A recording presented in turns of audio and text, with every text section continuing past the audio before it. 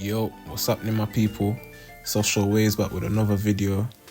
If you haven't had the pleasure to be on my channel before, thank you for landing here, thank you for giving it a chance. Hopefully I'll have some gems here for you today, but this channel is centered around self-improvement, money, business, mind hacking and faith. So if any of those sound interesting to you, please drop a sub, please drop a like and comments on what further videos you'd love for me to cover next. Alright, cool. So today's video is an important one, so I'm hoping you guys can really lend an ear and really take in what I'm saying to you, because once I applied some of these things that I'm about to tell you into my life, it really benefited my life. So I'm excited to bring this one to you guys. So today's topic is about rewiring our brains back to factory reset and inevitably regaining control of our mind. Because once we regain control of our mind, we also regain control to our life. Without mind control, how can you have control of your life when our brain is what does the decision making? Or do we just freestyle life? We have to really have control over the small choices that we think are not playing a pivotal role in our success in our life, but we have to be intentional moving forward. So our brains are like complex machines constantly processing and adapting to new information. But what if I told you today that you can reset your mental habits, break free from the automatic patterns, and regain control over how you think, feel and act every single day? We're going to get into how to do this, and how to do this, a key area of that is your daily choices and the impact of your daily choices. Because every choice that you make, from the food you eat, the way you handle stress, has an impact. These decisions aren't just trivial, they shape the very structure of your brain. That is something I want to touch on quickly, because it's something very important that a lot of us overlook.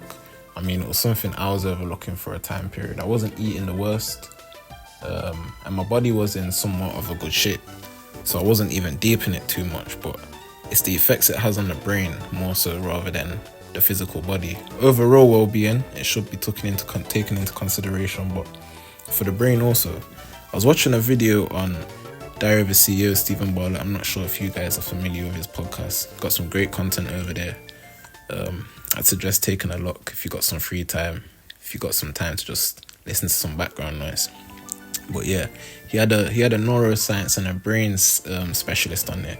And what this brain specialist was saying, he was saying that things like food, your sleep, the time you spend on social media and on phones, they affect your brain more than you think. These are the things that we can really control.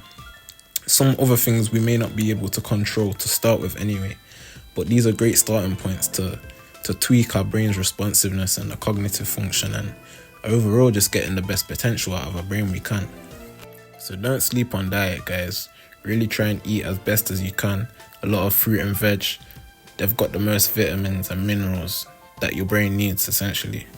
Stay away from a lot of junk food, a lot of sugars. Sugars are the most addictive thing on the planet.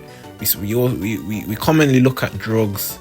Well, sugar is a drug, to be honest, but we look at these high grade drugs, these class A, B, C. But sugar and coffee, I have a lot of friends, a lot of business people that drink coffee. I'm not a personal coffee drinker, but yeah, coffee for me, I don't need it, so I try to stay away from it. I'm a sea moss guy. I'll wake up in the morning, have a spoon of sea moss, take my supplements, and I'm out for the day. But yeah, stay away from junk foods for sure, and sugars for sure. Sugars from fruits aren't too bad because they're natural sugars, but processed sugars, definitely that's a stay away from, guys. Now, something else that I found out when I was going on my deep dive researching on how to reset your brain back to factory, one thing I came across, and this is something that this neuroscience and brain specialist mentioned as well on the podcast. He said that neuroplasticity, don't sleep on it. The key idea of neuroplasticity is that our brains are capable to change at any age. This is the idea that the brain is not set in stone, it can grow, adapt, and rewire itself. Imagine if we could consciously rewire our brains to form healthier habits, foster positive thinking, and regain control. That's exactly what we can do with the right actions. So don't think, I've been doing these things for so long, like, why would I change now?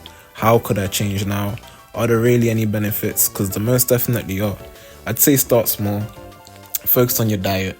Focus on exercise. Focus on reading. Focus on meditating. Focus on just being still, practicing stillness for 5, 10, 15 minutes a day. in the morning when you first wake up without going on any electronic device or anything of that sort. And over time, you'll start to reap the benefits. Don't just listen to me, go practice it, guys. Trust me. Now, another thing that's really, really important when we're trying to reset our brain to factory settings and we're trying to build a new thought process, thinking process, patterns for our brain. It's the importance of being conscious and intentional, man. I mean, it's key because without conscious thought, we'll fall into the old traps. Autopilot. Our brain will simply follow old habits and patterns, but the power lies in intentionality. By being more mindful of our choices, we can shift from automatic behaviors to deliberate actions that positively shape our mental health. Now, something that's very crucial when we're trying to rewire our brain is breaking the cycle of negative thinking. Our thoughts are powerful. The more we think a certain way, the stronger those neural pathways become. So you have to be intentional with it, guys. Negative thinking becomes a habit, a cycle that keeps us stuck. But breaking that habit or breaking that cycle starts with a single shift, choosing to think differently, being kind to ourselves and practicing self-compassion. We have to learn to understand ourselves more, understand how our brain got here, how we got here, why we got here, and how to kind of block those approaches for the future, how to remain disciplined and consistent with our actions, to reshape and reform our brains. If we're really trying to reshape our thinking, reshape our mind, rewire our brain, we have to kind of change our influences and our environment, guys. I mean, you might not want to hear it, but you have to hear it. The people you surround yourself with, the media you consume, the spaces you inhabit all influence your brain. So being intentional about these influences means choosing positivity and support, cutting out negativity, and creating an environment that fosters growth. That's all we want and that's all we need. We only need to be thinking of these good outcomes, these positive thoughts.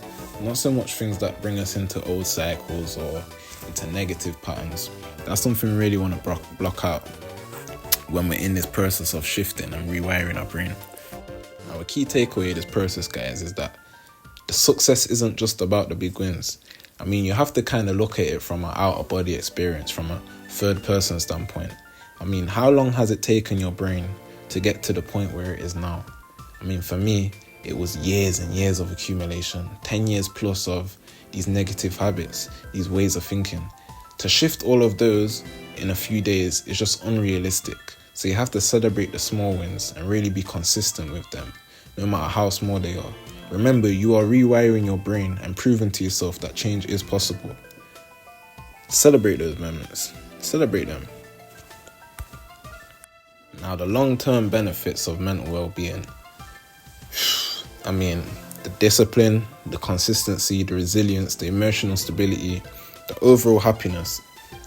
It's amazing. It's amazing. I haven't fully quite reaped the benefits of what an ultimate brain would be like, but I can definitely feel the difference from the shift that I've had. When we commit to mental wellness, we don't just change our habits, we transform our lives. The long-term benefits include greater emotional resilience, better decision-making, and an overall sense of well-being.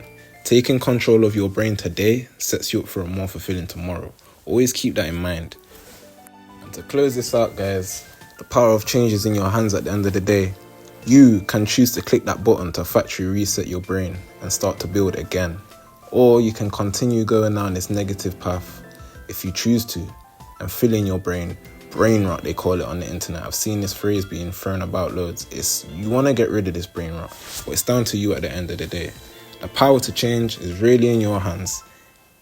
It's time to take control. It's time to take control of your daily choices, reshape your habits, and reset your brain for a more fulfilling life. Just remember, start small, stay intentional, and watch the transformation happen. Thank you guys for tuning in today. Thanks for listening. Drop your thoughts in the comments. Please sub, please like if you enjoyed the video. And yeah, man, let's all stick on this journey together for the betterment of us all, man.